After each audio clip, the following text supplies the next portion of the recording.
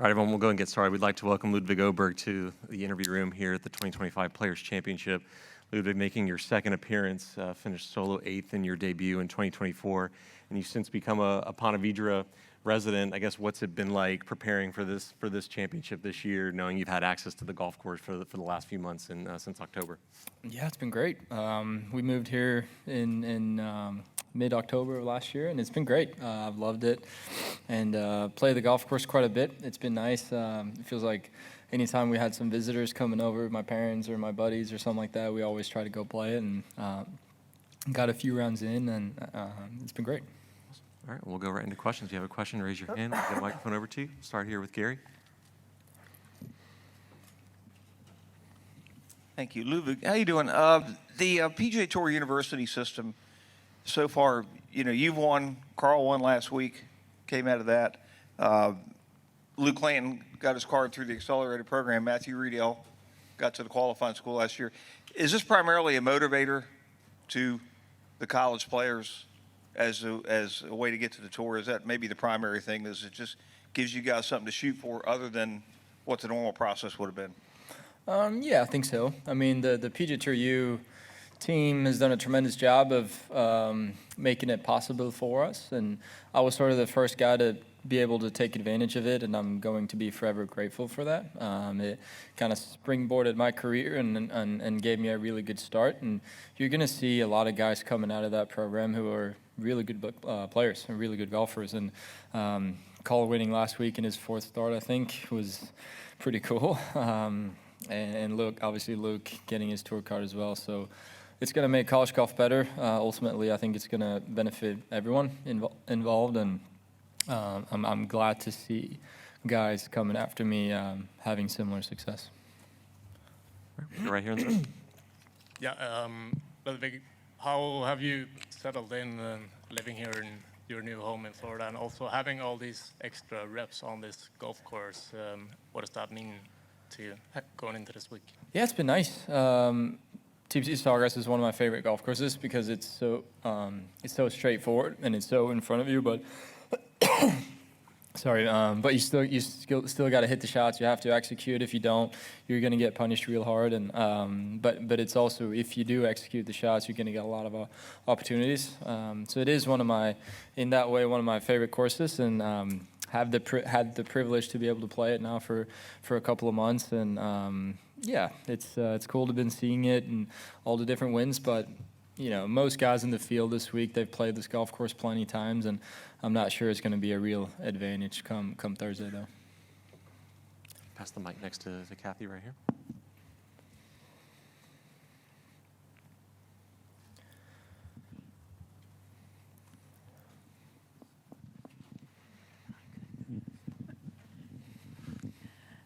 Can you tell us what's the best round that you had here, your lowest score? And what holes do you really like, and what holes do you really hate? I think my lowest is maybe 7, something like that. It feels like every time I've played over the last couple of months, it's been cold and it's been blowing about 20, so I haven't been very scoreable. But it's a great golf course. I love the back nine. The back nine's got so many good holes. 12 when they move it up. 14's a strong hole. 16, 17, 18 is probably the best finish in my opinion, because you can not easy, but you can, if you hit the shots, you can go 3-2-3.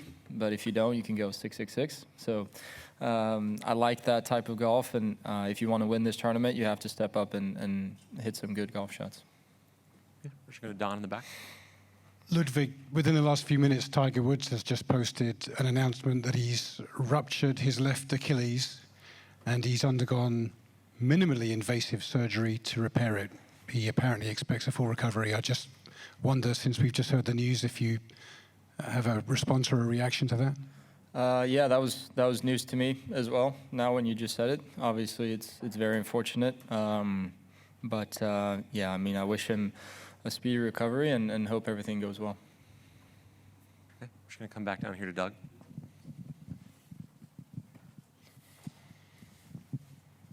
Don't run. No running in the press room. Thank you.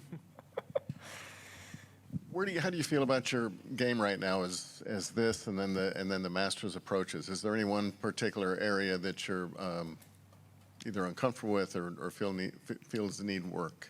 I felt like last week was a great test, and I felt like tee to green it was good enough to post a really good score, and I felt like last week what sort of held me back was mostly not really getting the ball up and down, not really putting the way I wanted to at times, and last week was kind of a weird one because it felt like every time I missed a green, I made a bogey, and it was really frustrating, and there was no real momentum, there was no wind in the sails, so it felt like I was just treading water for a while.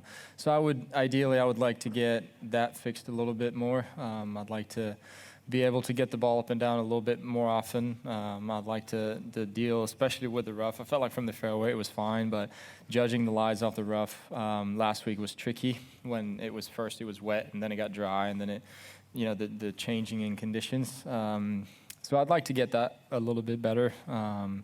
But overall, tee to green, I felt like it was good enough to play well. And unrelated, Lud, the first time you came here for the tournament last year during a practice round, did you ever go to the drop area on 17 to practice? No, I didn't. Are you one that would ever go into whether it's we'll have the Church Pew bunkers at Oakmont or just different areas of trouble that you might find during a tournament? Why wouldn't you go there? Is it a mental thing or what? Yeah, it's a good question. I've never practiced a drop or a drop zone shot. I guess it would probably be good in case that happens. But yeah, I've never done that here, and probably won't do it in the future either. All right, we're just going to go Ann in the back. Hi, Ludvig. You've always had such a refreshing, quick, matter-of-fact approach to your swing. Has your form always been like that? Did you grow up with the exact same kind of speedy approach? I think so.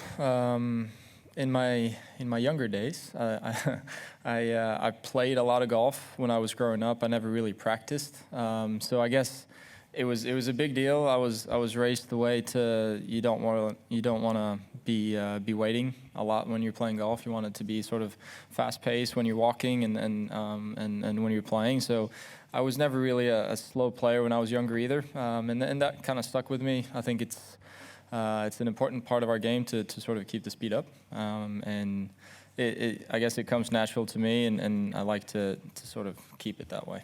Is it tough for you to play with slower players because of your pace? No, not really. I mean, I don't really think about it. At the end of the day, it's my routine, and that's the most important thing to me.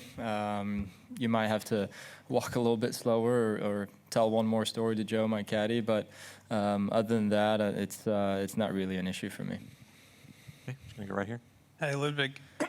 There's a great scene in the Netflix show of you and Joe sort of charting almost every shot at Augusta National last year. Is that something you did basically every week last year, or did you reserve that for some of the bigger events? Yeah, we meet up before every round that we play, tournament round, and we sort of go through the wind for the day and sort of the pins and where to leave it and where not to leave it, and just the strategy of it.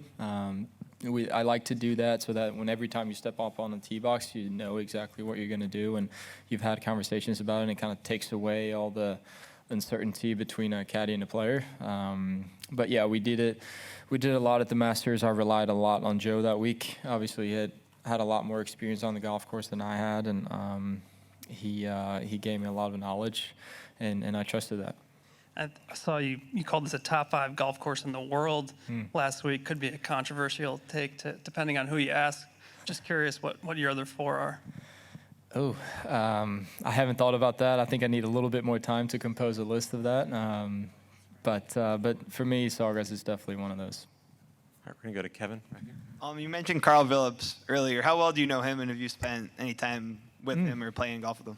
Yeah, we never really played in college. It felt like every time Texas Tech played with Stanford, I always played with Michael Thorbjornsen, so we never really were paired together. But then he lives in the area too, so we were out playing. I remember we played Dyes Valley, the other course here at Sawgrass, and it was cold, it was windy, and he shot like 8 under or something like that, and I'm like, okay, he can play. And he's a really nice guy. I like him a lot, and he's going to play a lot of good golf on the PGA Tour. For someone to win their third start as a member, coming off an injury like you did, how impressive is that? What type Yeah, of...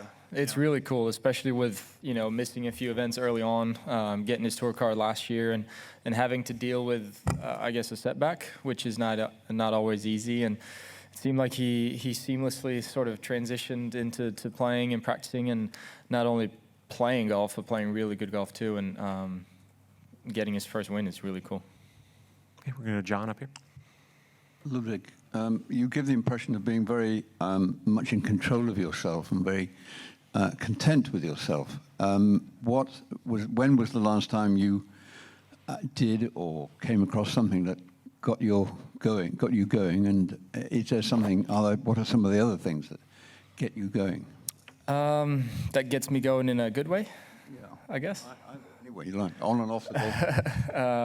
Yeah, I think I'd like to think I'm very consistent in the way that I treat a lot of things, not only on the golf course but off the golf course too. I like to keep my friends and family very close, and I don't expect a ton from a lot of people, but apart from the people that are close to me. So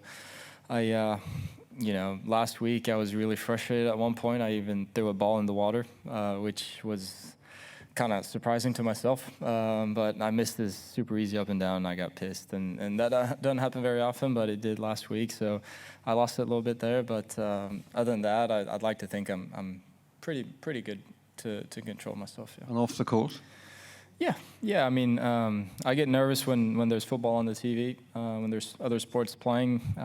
But other than that, I'm pretty consistent. Soccer, you mean, or American football? Yeah. Why do you get nervous about it? Liverpool, when they play, I want them to win. I've always wanted them to win. And yeah, I'm just into it. Okay. All right, we're going to go back to the left here. I was just about to ask about Liverpool. Right here. 4 minutes until the real sporting event of the day, as I'm sure you know. That's right.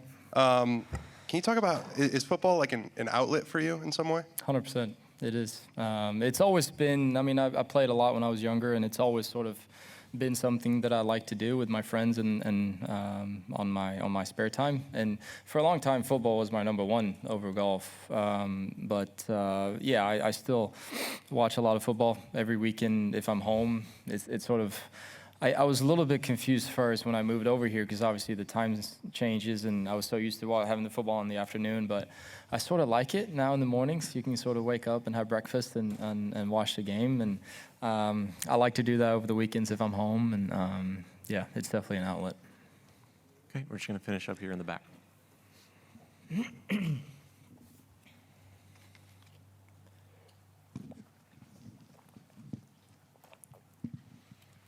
Ludvig, I want to know how nice it is to be comfortable in your surrounding, driving from home to the tournament instead of maybe a hotel or Airbnb, and maybe your favorite spot to eat in Ponte Vedra Beach. Yeah, it's been a little weird. The last time I stayed at home, I was talking to a friend. I played a high school tournament about 10 years ago. That was the last time I stayed in my own bed for a tournament, so it's a little different. But I had my mom coming in a couple of days ago, and my dad's coming in tomorrow, so it'll be fun to hang out with them in a home setting, but as well as at a tournament. So it'll be really cool. And there's a couple of good spots, especially if you go a little bit further up north in Neptune and Atlantic Beach. There's a lot of nice places to go eat. All right. Ludvig, thanks for the time. Best of luck this week. Thank you.